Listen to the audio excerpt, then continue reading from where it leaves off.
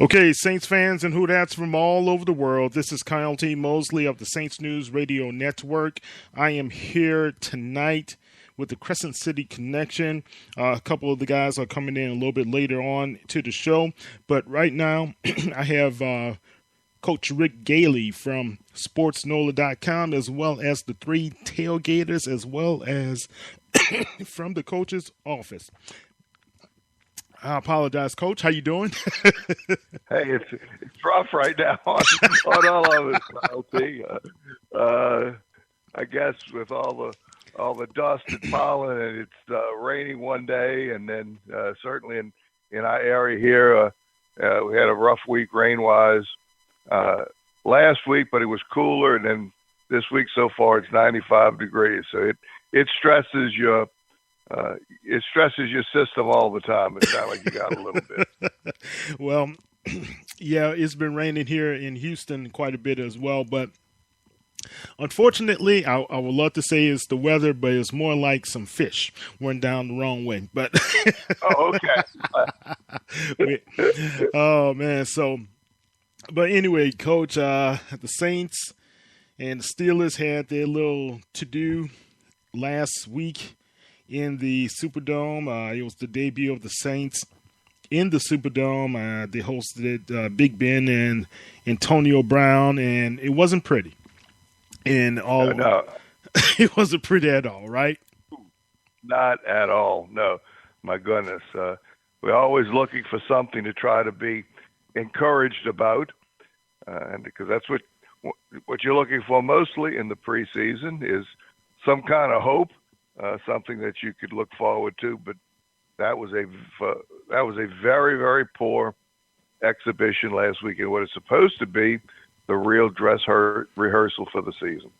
Yeah, and that's the one concerning thing that I believe a lot of our Saints fans don't really want to realize. Last week should have been, like you say, dress rehearsal. This week, it was going to be the week to allow some of the guys who are kind of on the bubble or who need to showcase their talents to possibly other NFL teams, or some of those guys who are on the bubble who could possibly make the practice squad for the New Orleans Saints as well, or someone else's squad as well. It would have been their time to shine. You know, and I remember in years past, that fourth game also brought us people like Pierre Thomas, who the Saints couldn't do anything else but say, yeah, he belongs on the squad. So it gives these young guys the opportunity in the fourth game to be able to say, hey, I have some talent. I'm a little raw, rusty, whatever, and let me have an opportunity to be a part of a squad if it's in a developmental phase. But right now, it seems like our whole team is in a developmental phase, Coach. You could not be more correct, Kyle. That's a great way to look at it. And when you look at the moves that have been made by the Saints this week, it just really emphasizes how, desperate is a difficult term to be able to use, but how urgent, let's say, the Saints are right now to find some kind of improvement. Damian Swann goes on injured reserve. That's really difficult to. I was looking forward to seeing whether Damian would come back from his injuries of last year with the number of concussions that he had. Yeah, 3, right? And yes, that's correct. And then he had a chance to see some of his possibilities this year, but boy, there he goes on injured reserve with an undisclosed injury. Now, I don't know if you've heard anything. I certainly haven't so far. Well, two things. Deuce McAllister on WWL said he alluded to an abductor problem, or it could be a groin injury. That's usually why you go to Philadelphia. That was the one thing we knew. It was going to Philadelphia because the first thing you think with Damian Swann and going to see a specialist is that, oh my goodness, well, I hope it doesn't have anything to do with his concussions that he had last year. Right. But that's where many Saints have gone in the past for sports hernia type of injuries. And so it must be something with, as you mentioned, groin, adductor, which is the same area. Adductor is the muscles that bring the leg toward the center of the body.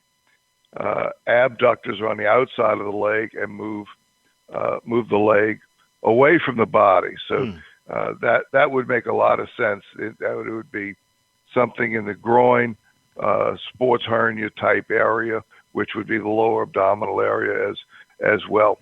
So wow. that was going to be something that you could surmise by him being in Philadelphia. Yeah, I know the groin injuries are something today with the modern medicine. It's a little bit more manageable and easier to kind of heal faster. Ken Times, who used to be a part of the Saints News crew, Snatcher we called him, that ended his career because he had groin injuries year after year, and he could not manage it any longer. So I wish the young man well, because he did fill in those couple of games pretty well for the New Orleans Saints last season when he had to start.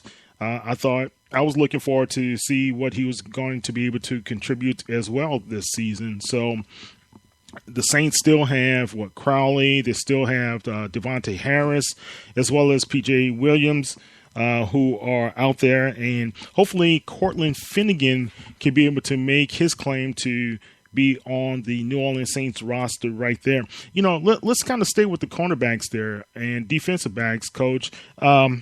If you look at how these guys performed on last week, and at first I was a little bit difficult on them, and I watched the game around 4 times, and I saw some positives there. Take me through what your analysis would be. Well, there were some pluses there. I mean, they're playing against, especially early in the game, a very good group in the Steelers. When Roethlisberger plays and his receivers are all healthy, that's a pretty salty group, and they pretty much had their own way, even though the Saints defensive backs were close to making plays. So that was something that was somewhat encouraging. There's some hope. Any way that you go about it, the Saints are much better at the corner position, much better overall in the secondary than they were at almost any time last year. There has been a major upgrade there. Swan going by the wayside, losing him, and Keenan Lewis being released early. You would think that would affect the group. But there's some hope at the other positions. So it is amazing how much in the tank it appears that Cortland Finnegan does have. He certainly plays with a lot of energy. This situation with Damian Swan helps him, puts him in a better position, end up making the final 53-man roster. But he's got a lot more in the tank than I thought perhaps that he could. Now, it's going to be interesting to see how long he indeed can maintain that. So as a group, the Saints corners, Saints secondary overall, especially Saints corners, are much better than they were last year, even though you're looking at a bunch of free agents still making the team. Because when you look at the 6 that will probably make the team, they're going to keep at least 5. I'm thinking perhaps it could be as many as 6 that would make the team. You got a bunch that are some type of free agent, either undrafted free agent, or like in the case of Cortland Finnegan, you're looking at just a regular free agent. So half of that group that is going to make at least half, if not more, is going to be some type of free agent. So normally that would be, in my mind, a cause for concern, but it actually looks like these guys can play. So if they can get some pass rush, and that's what was woefully obvious last week, that if you don't scheme and come up with something to really attack the blocking scheme of the defense. There's nobody on the team that can really put any pressure on a quarterback on an individual basis, and that was one of the six things certainly that I was looking at coming in. But there's a woeful lack of production at that area. Well, the Saints made a move, right? It was Paul Kruger. We brought him in. He was cut by the Cleveland Browns this week. The Saints eyed him back in 2013. They pursued him pretty heavily, but Cleveland won out, and I think he signed with a $40 million contract with those guys at the time. He is a former second-round pick, and he was very productive with the Baltimore Ravens when he played for those guys. He won a Super Bowl with them as well. And I remember he recorded 2 sacks against Colin Kaepernick, which that's a sore word these days, Colin Kaepernick, in the sports world. But he recorded 2 sacks in the Super Bowl right in the New Orleans Superdome, Mercedes-Benz Superdome. So tell me, what is your evaluation of Kruger right now in his career? It's once again, it's how much does he have left? You know, that's always as in a good story, Kyle T. Who, what, where, when, why, how are always elements of a good story. Well, in today's day and age, you also at the end of that attach how much, who, what, where, when, why, how, and how much. So for Cleveland to feel that he wasn't worth what they were going to have to pay him this year, maybe the Saints got him at a better rate. And how much does he have left? It's not going to take much to do better than what the Saints have in place right now, and it's going to be interesting to see how the Saints are able to fit him in to the equation. And that's always a part of it, coming from one system to the other, how you're able to do that. But how much gas does he have in the tank, how he fits into the scheme, all of those are going to be things that are very interesting to me, and whether he can do it over a period of time. You know what's kind of interesting to me? You look back at Kruger's career, he went from, 11 sacks down to 2.5 sacks in 1 year. And no one really said it was due to injuries or anything to that nature. What usually causes that huge decrease in production? Well, it certainly is, of course, multiple factors, but the first thing that you look for is injury and whether there's been a physical decline. And in the league, that a physical decline can happen very quickly because once again, in world-class competition, when you have so many people in the world trying to be NFL players, you've got, it's highly, highly competitive. And if your off-season doesn't match up with the world-class competition, you could have a slight decline. It's a decline that's not even noticeable. And then it shows up in the production. So it could be a physical decline. It could be that he didn't have much help in the other areas, and so teams were able to make sure that he was blocked.